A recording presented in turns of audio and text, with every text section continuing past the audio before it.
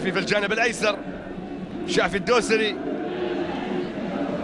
عادت لعبد العزيز في الناحيه اليسرى لشافي يعدي فيها، ولكن ايضا تتخلص، تعود لزيزو في الجانب الايسر، مرور وركله جزاء.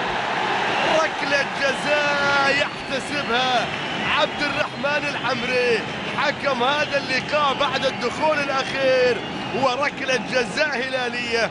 شوفوا هنا متابعه سيد مصلح ال مسلم رئيس نادي نجران، ونتابع المحاوله من عبد العزيز الدوسري، وركله جزاء اللي احتسبها حكم اللقاء نتابعها ونشاهدها.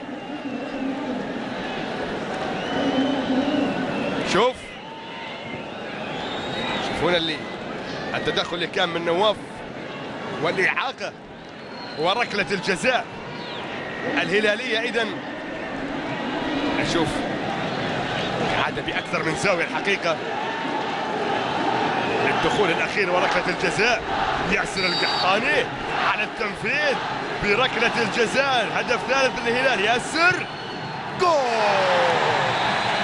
جول هلالي ثالث بجزائية من ياسر القحطاني، وهدف ثالث للهلال مع الدقيقة رقم 80 من عمر هذا اللقاء. 3 الهلال لا شيء نجران في هذه المباراة، مباراة دور ال16 كأس ولي العهد.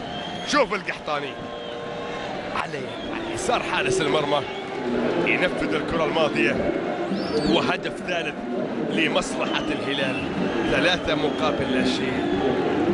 آخر لقاء جمع بين الفريقين كان بنفس النتيجة، رادوي والفريدي والدوسري، والآن هي 3-0.